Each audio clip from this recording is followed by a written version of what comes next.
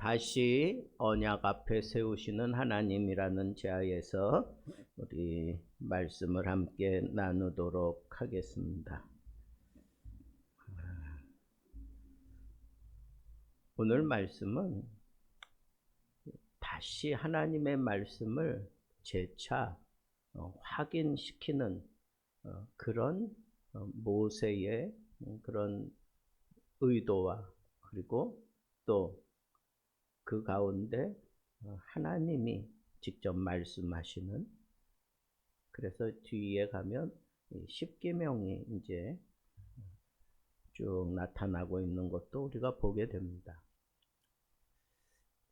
왜 모세는 이렇게 신명기 1장부터 이렇게 보면 계속해서 가나안을 앞두고 있는 그 광야 세대, 가나안을 앞두고 있는 그 세대에게 계속해서 주지시키려고 하는 게 하나님의 말씀이에요. 전략이 아니에요. 무슨 전쟁 전략이 아니고, 거기서 뭐 어떻게 농사를 짓고 살아가고 뭐 경제적인 전략 뭐 이런 게 아니에요. 그냥 오로지 하나님의 말씀에 너희들이 옳게 반응을 하며 살아야 된다라고 하는 것을 분명하게 심어주고 싶었던 그 모세의 마음을 우리는 헤아려야 합니다. 그래서 우리가 살면서도 이렇게 자녀들에게 중요한 것이 있으면 자꾸 꼭 기억해라, 잊지 마라, 내가 없어도 이거는 너희들이 꼭 붙들고 살아야 돼.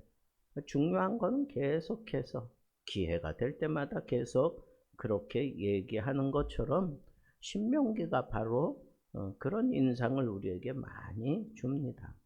모세는 이제 죽음을 앞에 두고 있는 입장에서 약속의 땅에는 들어가지 못한다고 하나님께서 분명히 말씀을 했기 때문에 모세는 자기가 40년 동안 이 광야에서 지내면서 많은 것들을 경험을 하고 또 많은 일들을 치루어냈습니다. 그런데 그는 가나안에 못 들어가게 된 것 때문에 두렵지도 않고, 가나안 정복에 들어갈지라도 모세는 항상 승리할 자신이 있었던 사람입니다. 그러니까 그런 걸 가지고 모세가 두려워하지 않는 것인데, 다만 한 가지, 민족의 영도자로서 이제 잘 추려진 백성들, 이제 가나안에 들어가기만 하면 되는데, 그 가나안이 그 가나안 7족속이 이방 신들에 의해서 아주 그냥 다를 대로 달아져 있는 문화를 가지고 있고, 그리고 가나안 땅은 광야하고 비교하면 뭐 이거는 하늘과 땅 차이잖아요. 근데 그런 상황에 이 백성들이 들어가서 딱 정착을 하고 또 땅을 분배하고 난 다음에 아주 급속도로 이 백성들이 하나님을 잊어버릴 것 같아서 그게 두려웠어요. 그게 모세의 마음이에요. 광야에서 기적을 보고 행했던 모세였지만 그를 따라왔던 애굽에서 출애굽했던 사람들은 그 광야에서 다 죽었습니다. 말씀을 온전히 따르지 못했기 때문입니다. 이런 사실을 너무 잘 아는 모세는 이제 가나안 땅에 들어가요. 거기서 이제 하나님이 약속한 그 복을 누리며 살아야 되는 그 백성들에게 너희는 잊지 말아야 돼, 이거는 꼭 붙들어야 돼, 이런 얘기를 여러 차례 계속해서 반복하는 거예요. 6장으로 넘어가도 또 그런 얘기가 나옵니다. 이스라엘아 들으라. 여기도 이스라엘아 듣고 지켜 행하라 하는 이 얘기 제가 이미 앞에서도 다 설교를 했던 내용입니다. 우리가 하나님의 말씀에 대해서는 잘 듣고 지켜 행해야 된다고 하는 것을 말씀을 이미 다 드렸습니다. 그런데 그 모세의 마음을 우리가 이제 놓치지 않으려면 그 모세가 정말 그 마음에 갈망했던 게 뭘까? 그것은 바로 하나님을 잊지 않고 살면 된다 하는 거예요. 그런데 하나님을 잊지 않으려면 하나님의 이 말씀에 집중해서 살아야 되는 거예요. 그건 모세가 이미 터득한 거예요. 80년을 지내면서 이미 터득했고 광야 생활 가운데서 그게 더 확실해졌습니다. 그래서 여기 보면 이스라엘아 들으라 내가 오늘 너희 귀에 말하는 규례와 법도를 듣고 배우며 지켜 행하라.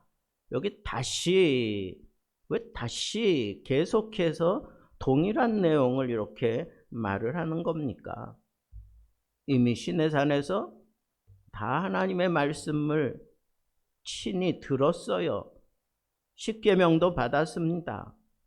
그런데 왜 바꿉니까? 왜 자꾸 반복을 합니까?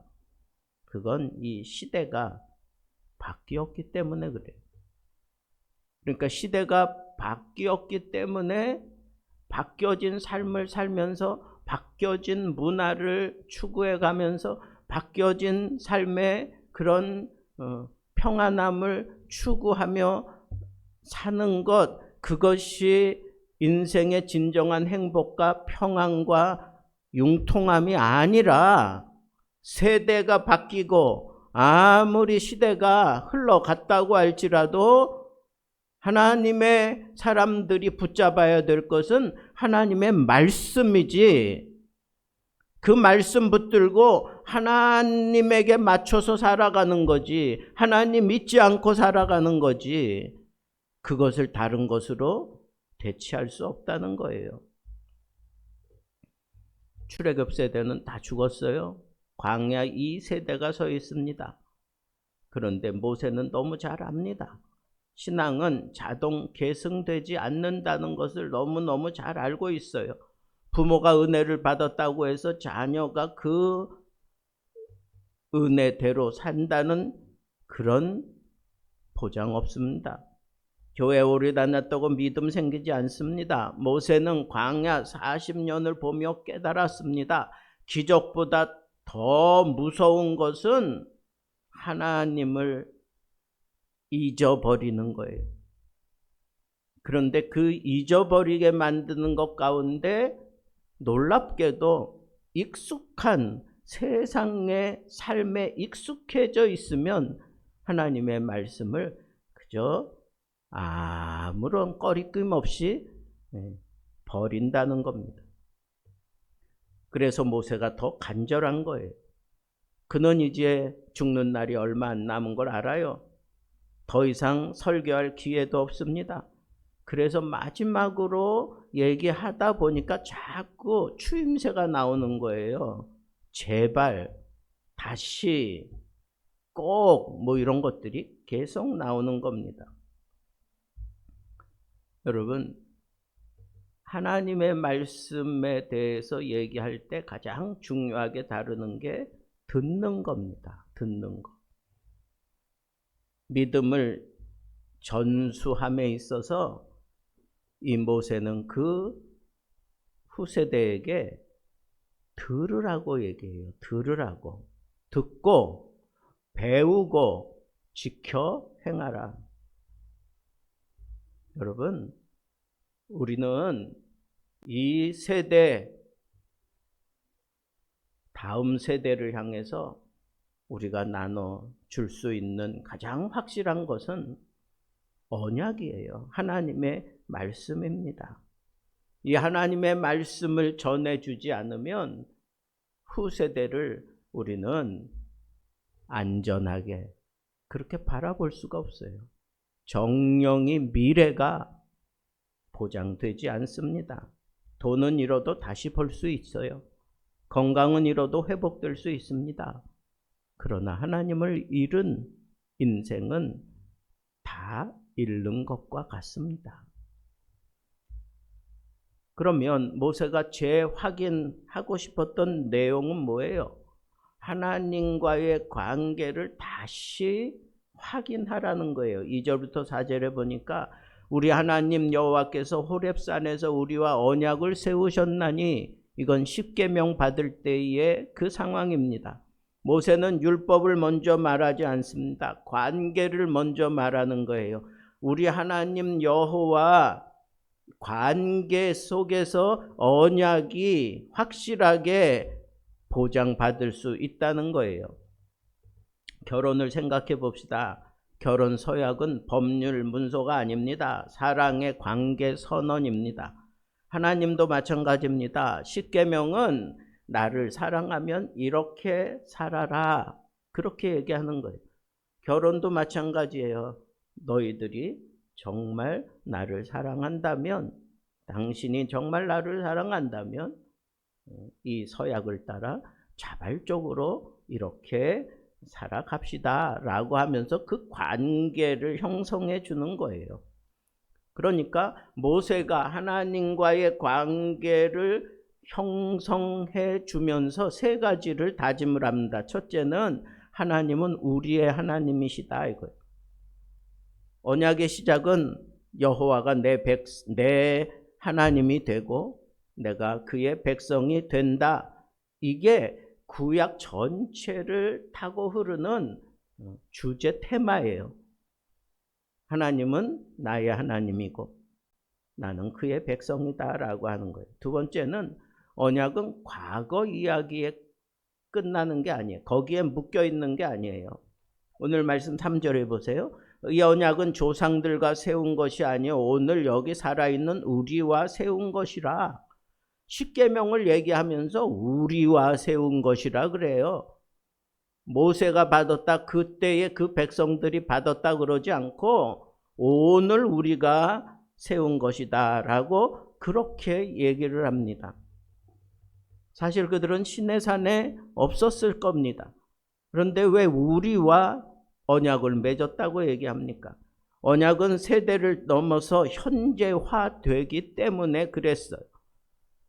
신학은 역사를 공부하지만 신학은 그 모든 것들을 다 뛰어넘는 겁니다.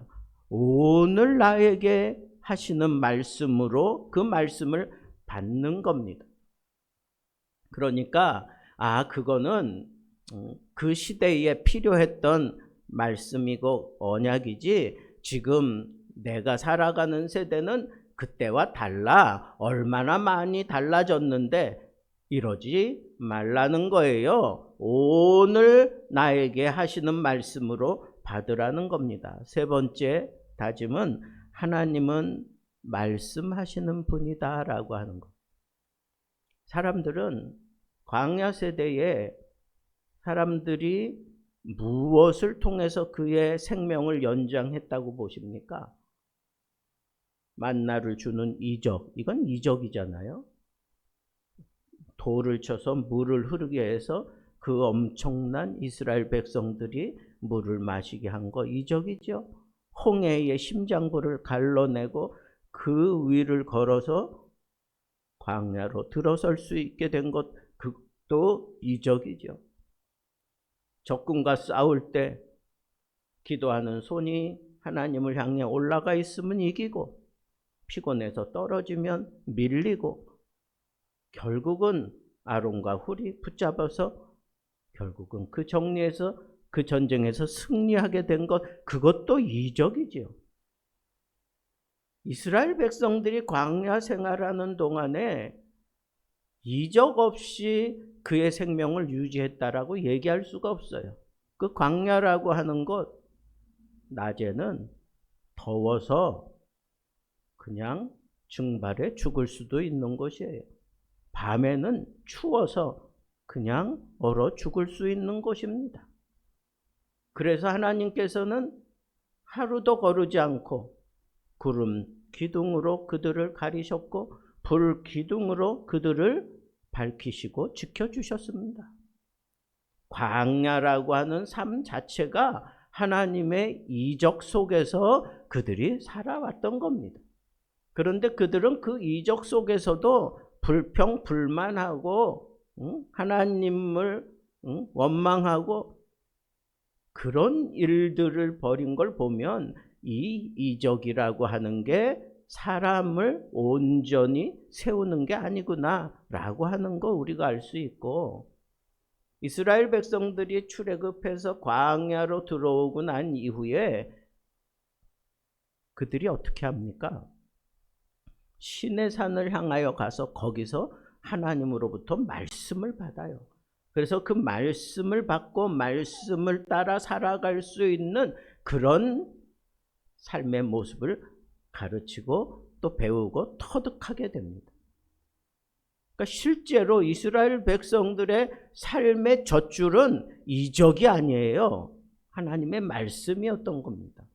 그리고 그 시대에는 하나님이 직접 말씀하셨기 때문에, 하나님이 직접 나타나시고 직접 말씀하셨기 때문에 이스라엘 백성들이 꽉 붙잡아야 할 것은, 하나님과의 관계를 끈끈하게 하며 딱 붙잡아야 할 것은 이적을 추구하며 사는 게 아니라 하나님과의 이 언약을 헤아리고 그 언약대로 순종하며 사는 겁니다.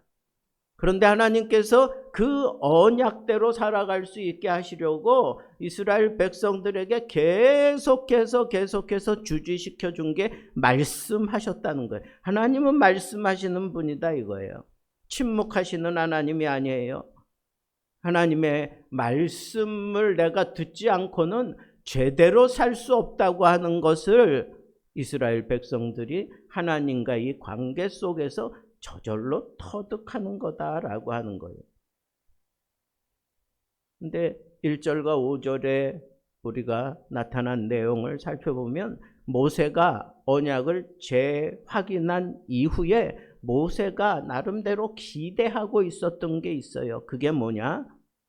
이 백성들이 그 언약을 듣고 연구하고 배우고 지켜 행하는 동안에 하나님과의 관계를 돈독히 하는 것이 그 바람인데, 모세의 바람인데, 그것은 언약에 순종할 때 가능하다. 하나님 말씀에 순종할 때 가능한 것. 모세의 목표는 감동이 아닙니다. 변화인데 그 변화는 순종을 통해 이루어지는 겁니다. 여러분, 이스라엘 백성들이 속히 하나님을 잊어버릴 것을 두려워했던 것은 가나안 땅은 풍요의 땅이었기 때문에 그래요. 광야에는 집이 없습니다. 먹을 것도 없고 풍요로움도 없습니다. 그런데 가나안 땅에 들어가면 그냥 다 있어요. 풍요롭습니다. 그러니까 사람들이 그 풍요에 빠져서 그 삶에, 그 세상적인 삶에 익숙해짐으로 인해서 하나님 없이도 하나님 말씀에 집중하지 않아도 자기가 사라진다라고 하는 것을 느끼면서 그게 익숙해지다 보면 하나님을 통째로 잊어버린다는 거예요. 그게 두렵다는 거예요.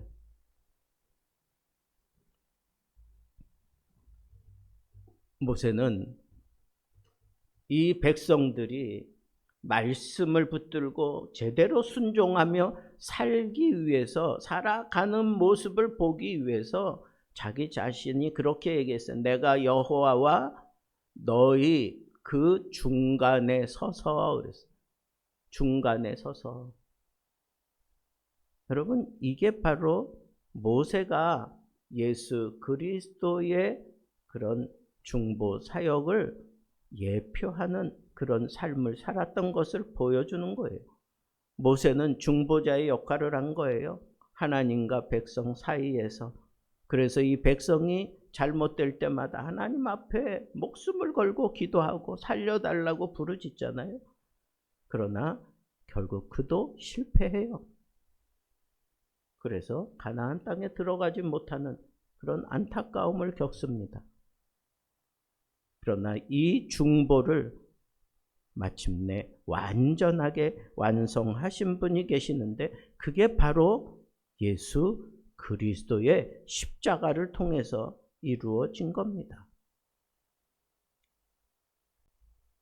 오늘은 우리가 재차 말씀하시는 그 하나님 앞에서 모세의 그 간절한 마음을 우리가 바라보며 깨달아야 될 것, 하나님 잊지 않기를 원하는 마음이 이 다음 세대를 향한 간절한 기대와 소망을 가지고 기도하게 만든다고 하는 겁니다.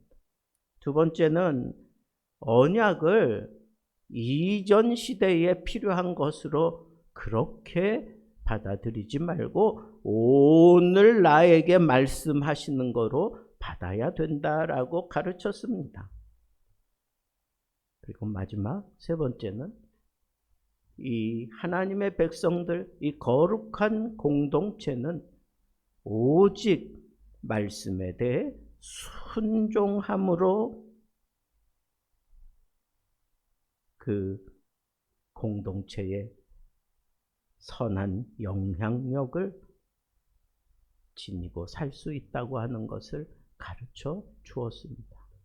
오늘 우리 가정이 선한 공동체고 우리 교회가 선한 공동체고 또 예수 믿는 사람들이 선한 그런 목적을 가지고 모이는 그 공동체에는 이 세 가지를 늘 반복해서 계속해서 살피고 가르쳐야 합니다.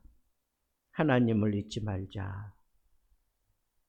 하나님과의 그 관계를 돈독히 하기 위해서 오늘도 하나님은 나에게 말씀하신다. 그 말씀에 우리는 순종할 뿐이다. 이것이 다음 세대가 하나님을 그대로 흡수하며 살아갈 수 있는 그런 비결임을 가르쳐 줄 수 있는 언약에 익숙한 그리고 충성된 하나님의 사람들 되기를 우리 주님의 이름으로 축복합니다.